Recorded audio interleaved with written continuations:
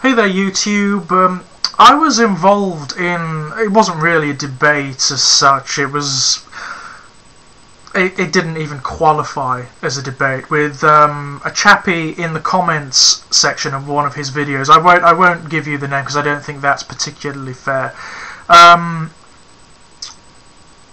Concerning the status of morality. Now, this chappie was arguing from a religious perspective, and not only a religious perspective, but a biblically literal perspective. This guy, you only have to look at his homepage to see what kind of person he is. He talks about how he's not going to apologise for regarding the Bible as literal, or for any of the actions that are partaken therein that we might regard as obscene or as horrendous, like the divinely mandated slaughter and genocide, sacrifice, that sort of thing.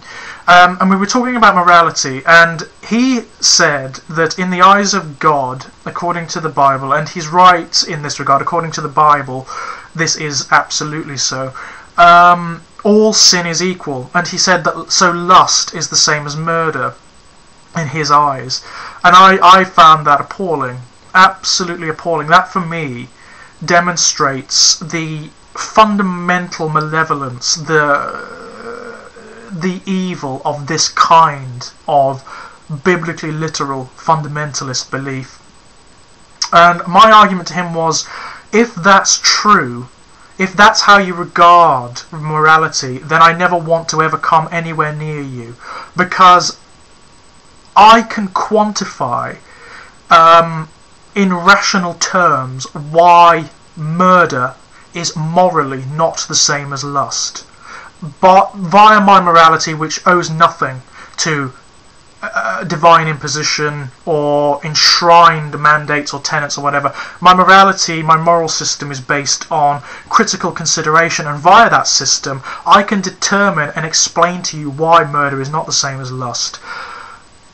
Lust, one can passively lust after another human being without any consequences whatsoever. We all do it on a daily basis, I'm fairly certain. If one murders another human being, one has created the ultimate imposition and detriment to another's existence. One has imposed secession of experience, of thought, of feeling, of interaction with the world on that human being. You can quantify how that has more consequence than lusting after another human being. And then the conversation ended. As I'm fairly certain it would. I was certain at the time that it would, because there's no way you can come back to that, really, from the position the guy was holding, other than to say, oh well, God says this and I believe it, therefore that's it, that's the end of the conversation. But this for me really demonstrates the danger of regarding any set of tenets, any ideology, as absolute, rather than simply taking those elements that are using your critical faculties, your God-given critical faculties, if you happen to believe in a creator God, by the way, to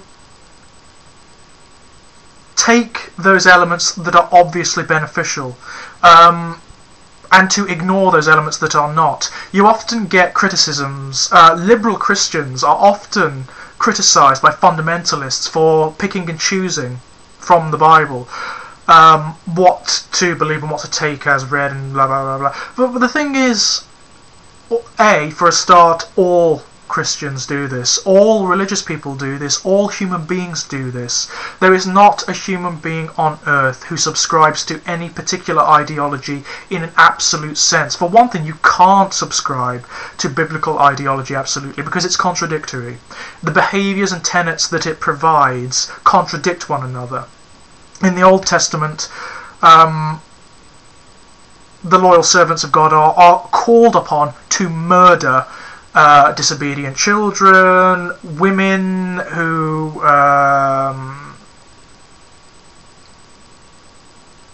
commit various acts, homosexuals, apostates, and so on and so forth. Yet, of course, we also have the imperative that thou shalt not kill. So you have an open contradiction there. Furthermore, if one followed to the letter the behavioural dictates of the Bible, one would be arrested very, very, very quickly, because one would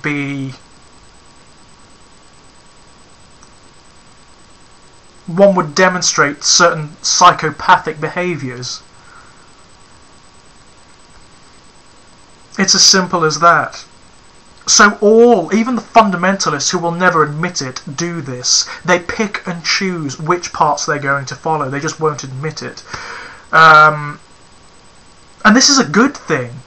It's using your critical faculties to determine what is positive and what is negative. That is what all human beings should do, because it's what we're built for. It is our most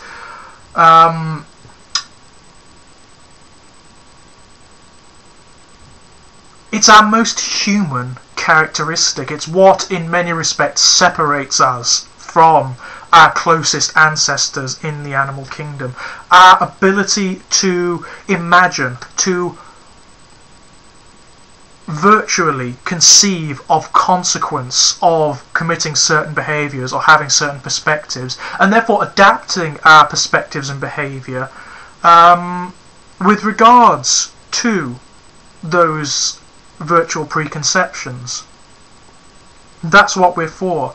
And I'm fairly certain, although I found it rather disturbing, I'm fairly certain that this guy didn't actually regard lust as the same as murder. I'm sure he didn't, because I don't see how you can. I don't see how that is possible. If that were so, then every single time he saw a person in the street who, you know, was looking at another human being lustfully, and you see it everywhere, he should have been aghast and appalled as if that person pulled out a knife and just started stabbing people. But I doubt very much that he would be. I doubt his reactions would be the same, and that's because he's made the same assessment that I have. It's just that the ideology by which he defines himself dictates that he should perceive it as otherwise.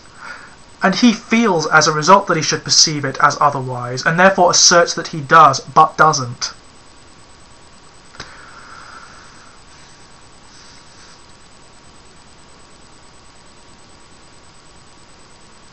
It's a very, very tangled and complex state of affairs. I tell you, it's one of the things I love about YouTube. You can find it's often condemned, YouTube, as a pit of populism and of bad ideas and of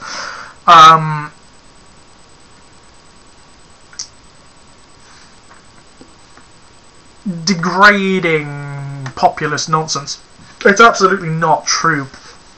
YouTube is brilliant. YouTube is absolutely wonderful. It is, from an external perspective, it is the most fantastic and comprehensive database of humanity you're ever likely to come across. It's fabulous.